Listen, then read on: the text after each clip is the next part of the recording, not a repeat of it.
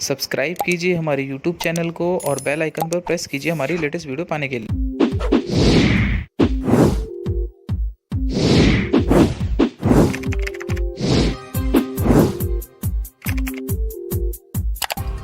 नमस्कार दोस्तों, मेरा नाम है श्रवण और आप सभी का स्वागत करता हूं मैं अपने यूट्यूब चैनल पर। माय डियर स्टूडेंट्स, आज इंजीनियरिंग ड्राइंग और इंजीनियरिंग ग्राफिक्स सेकंड का लेक्चर नंबर 34 है। My dear students, lecture number 33 में मैंने आपको टाइप्स ऑफ रिविट्स, कितने टाइप्स के रिविट्स होते हैं, उसके बारे में आपसे मैंने डिस्कस किया था। तो माय डियर स्टूडेंट्स, आज जिस टॉपिक की हम बात करेंगे वो है कॉकिंग एंड फुल रिंग और टाइप्स ऑफ रिविट जॉइंट्स कितने प्रकार के होते हैं। तो चलिए शुरू करते हैं।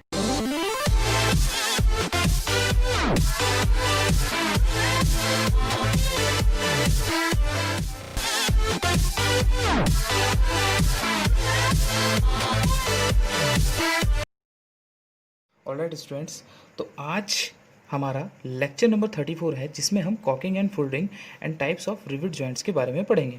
My dear students, lecture number 33 में मैंने आपको टाइप्स ऑफ रिविट्स बताए थे। अगर आपने वो वीडियो नहीं देखा है तो ऊपर आई बटन पर प्रेस करके आप वो वीडियो देख सकते हैं। तो चलिए शुरू करते हैं। सबसे पहले अगर मैं बात करूँ तो कॉकिंग के बारे में हम जानते हैं कि कॉकिंग एक्चुअली में होता क्या है। देखिए, जब भी हम रिविट जॉइंट्स बनाते हैं, जब भी हम रिविट्स को किसी प्लेट्स में लगाते हैं तो वहाँ पर हमारी जो जोड़ है वो लीक प्रूफ नहीं बन पाता। मीन्स हमारा जो जोड़ है वो लीक प्रूफ नहीं बन पाता। जबकि इन जोड़ों को अगर हम बॉयलर्स में या फिर फिलिंग टैंक्स के अंदर अगर हम प्रयोग करें तो हमें ये जोड़ टाइट होने चाहिए। मीन्स यहाँ से कोई लीकेज नहीं होनी चाहिए। इसके लिए हम क्या काम करते हैं, हम प्लेटों के सिरे और रिविट्स की जो हेड्स होते हैं इनको एक ऐसे टूल के द्वारा हम इनको यहाँ से इस पॉइंट से और इस पॉइंट से हम इस तरीके से दबा देते हैं, जिसके कारण यहाँ से इस पॉइंट से और प्लेटों के इस पॉइंट से यहाँ से कोई लीकेज नहीं हो। जिस टूल का हम प्रयोग करते हैं उसको हम कॉकिंग टूल कहते हैं। अगर मैं इसकी डायमेंशन की बात करूं तो इसकी जो मोटाई होती है कॉकिंग टूल की जो मोटाई होती है वो लगभग 5 mm होती है, जबकि इसकी जो चौड़ाई होती है ब्रेथ जो होती है वो 4 सेंटीमीटर होती है। ऑलराइट, तो कॉकिंग प्रोसेस के अंदर हम क्या करते हैं, प्लेट के किनारों को और रिविट के हेड्स को हम दबा देते हैं, जिसके कारण हमारा लीक प्रूफ जॉइंट्स तैयार हो जाता है। ऑलराइट, अब आते हैं माय डियर स्टूडेंट्स फोल्डिंग के ऊपर। देखिए, फोल्डिंग्स भी सेम प्रोसेस वही होता है, लेकिन यहाँ पर जो हम फोल्डिंग टूल यूज़ करते हैं वो फोल्डिंग टूल्स हमारी प्लेट की मोटाई के बराबर होता है। ऑलराइट, यहाँ पर फोल्डिंग का प्रोसेस भी सेम होता है। फोल्डिंग का प्रोसेस कॉकिंग के बाद हम यूज़ करते हैं। फोल्डिंग टूल्स के द्वारा हम जो कॉकिंग के द्वारा निशान्स जो मार्क्स आ जाते हैं, जो निशान बन जाते हैं प्लेट्स के ऊपर, जो निशान बन जाते हैं उनको फिनिशिंग करने के लिए फोल्डिंग टूल का हम इस्तेमाल करते हैं। ऑलराइट स्टूडेंट्स, अब हम इसके डेफिनेशंस के ऊपर चलते हैं कि मेन इनके डेफिनेशंस क्या है। मीन्स इसके मेन पार्ट्स कौन कौन से होते हैं। डेफिनेशंस।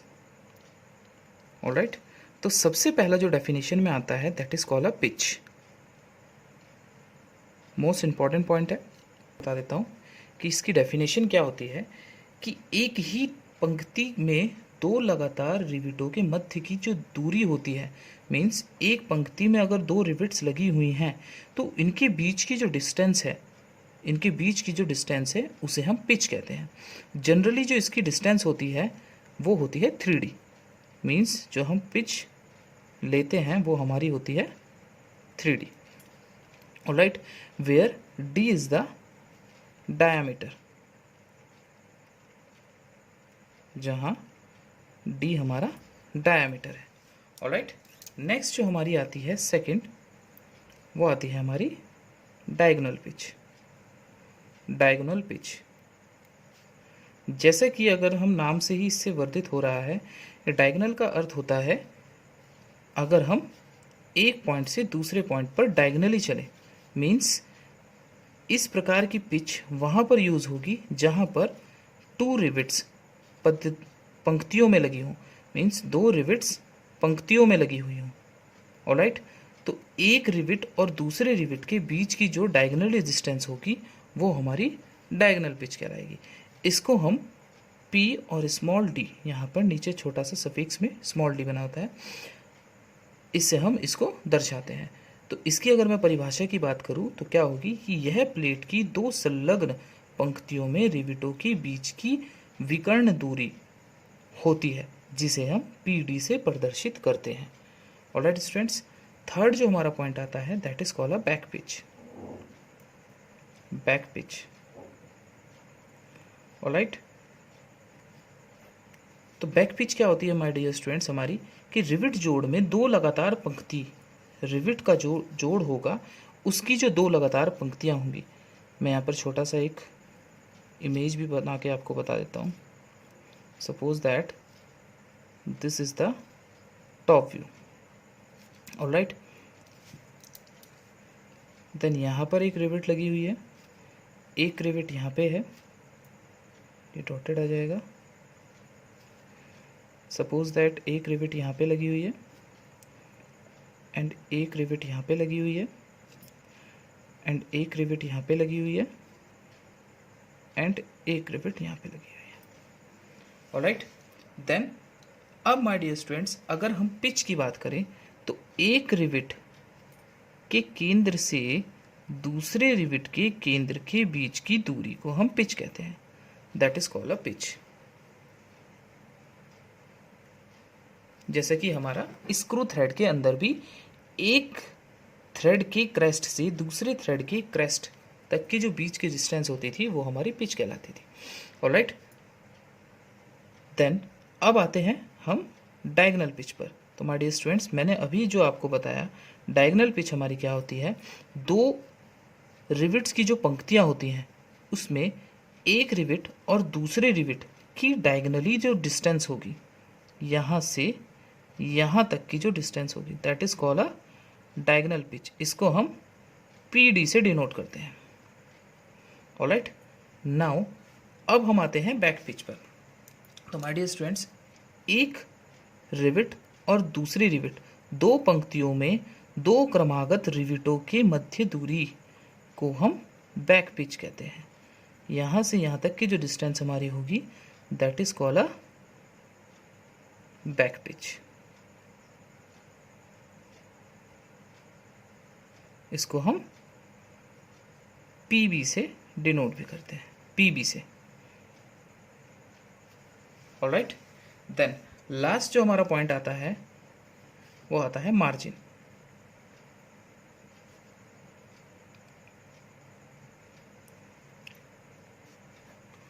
ऑलराइट, तो मार्जिन माय डियर स्टूडेंट्स क्या होता है, मार्जिन हमारा होता है सेंटर से, इस सेंटर से रिविट का जो सेंटर होता है, इस रिविट के सेंटर से हमारी जो प्लेट की मैक्सिमम जो डिस्टेंस है जहाँ पर हम उसको,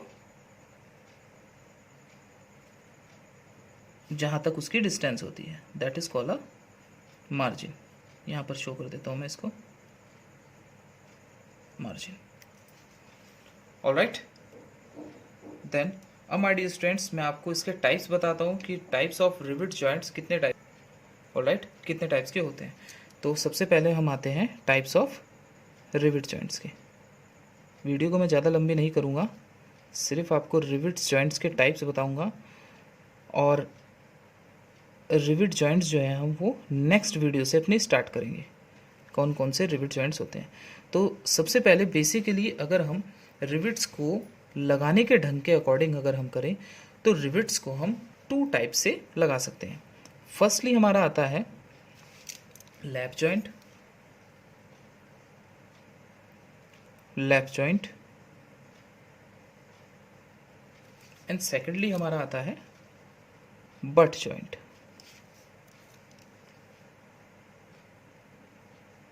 बट जॉइंट, ऑलराइट। देखिए लैप का अर्थ होता है जब हम एक प्लेट को दूसरे प्लेट के ऊपर, एक प्लेट को दूसरे प्लेट के ऊपर इस प्रकार से रखकर रिविट कर दें, इस प्रकार से एक प्लेट को दूसरे प्लेट के ऊपर रख कर और इसमें होल कर कर हम रिविट्स इसमें फिट कर दें। Alright, that is called a lap joint. And butt joint को अगर हम हिंदी में बोले तो बट जॉइंट का अर्थ होता है टक्कर जॉइंट। ठीक है, तो टक्कर का अर्थ होता है एक प्लेट को दूसरे प्लेट के आमने सामने टक्कर में रखकर उनको जोड़ने की क्रिया को हम बट जॉइंट कहते हैं। ऑलराइट, अब आते हैं इनके टाइप्स के ऊपर। तो बेसिकली अगर हम देखें तो लैप जॉइंट्स हमारे 3 टाइप्स के होते हैं। लैप जॉइंट के अगर हम टाइप्स की बात करें तो ये 3 टाइप्स के होते हैं। Number first, single riveted lap joint. Single riveted lap joint. Alright, next one जो हमारा आता है that is a double riveted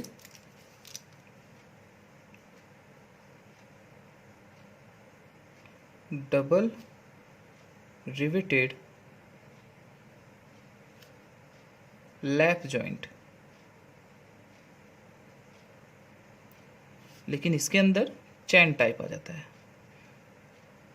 वो मैं अपनी नेक्स्ट वीडियो में आपको बताऊंगा कि चैन टाइप और जिगजैग टाइप में क्या डिफरेंस है। थर्ड जो हमारा लास्ट आता है that is a double riveted, same होता है डबल रिवेटेड लैप जॉइंट, बस वहाँ पर हम रिविट्स को अरेंज कैसे कर रहे हैं उसके अकॉर्डिंग ये सेकंड टाइप है इसका, डबल रिवेटेड का सेकंड टाइप है, that is a zigzag type. Zigzag type.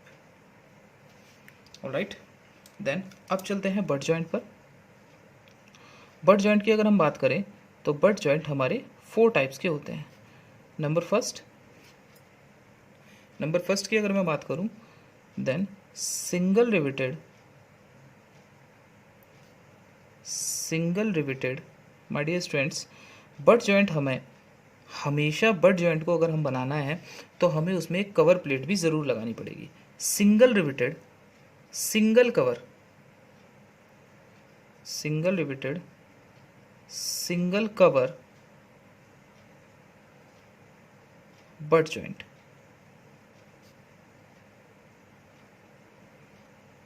Second one is single riveted, यहाँ पर रिवेट सिंगल होगी लेकिन यहाँ पर हम प्लेट को डबल कर देंगे। Single riveted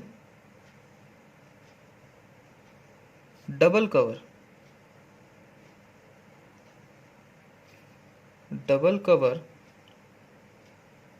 butt joint.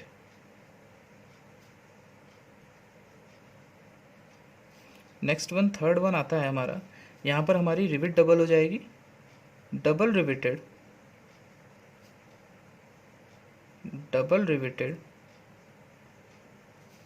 Double cover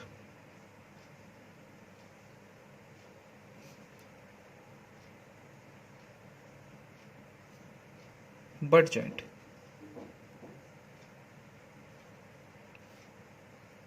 लेकिन ये हमारा होगा chain type.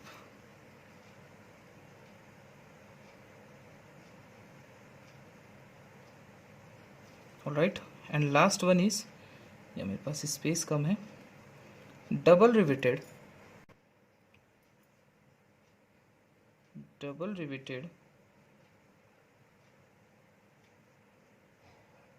Double cover butt joint, but यहाँ जिगजैग टाइप आ जाता है। Alright, double cover butt joint है यहाँ पर, और यहाँ पर हम कर देते हैं जिगजैग टाइप। ऑलराइट स्टूडेंट्स, तो आज का लेक्चर यहीं समाप्त होता है। नेक्स्ट जो मेरा लेक्चर होगा माय डियर स्टूडेंट्स वो होगा लैप जॉइंट का first type, single riveted lap joint, जिसमें मैं आपको सिंगल रिवेटेड लैप जॉइंट समझाऊंगा। माय डियर स्टूडेंट्स, आज आई थिंक सो कॉकिंग और फोल्डिंग आपके अच्छी तरीके से समझ में आ गया होगा, और डेफिनेशंस भी आई थिंक सो मैं आपको अच्छी तरीके से समझा पाया हूँ। अगर मेरी वीडियो अच्छी लगी हो तो प्लीज़ लाइक ज़रूर कीजिएगा, और किसी भी स्टूडेंट्स का अगर कोई भी डाउट रहता है तो प्लीज़ कमेंट ज़रूर कीजिएगा, और वीडियो अच्छी लगी हो तो लाइक कीजिएगा, ज़्यादा से ज़्यादा शेयर कीजिएगा। अगर मेरा चैनल अभी तक सब्सक्राइब नहीं किया है तो प्लीज़ सब्सक्राइब ज़रूर कीजिएगा। माय डियर स्टूडेंट्स, आप सभी का मैं तहे दिल से धन्यवाद करता हूँ मेरी वीडियो को देखने के लिए। Thank you very much.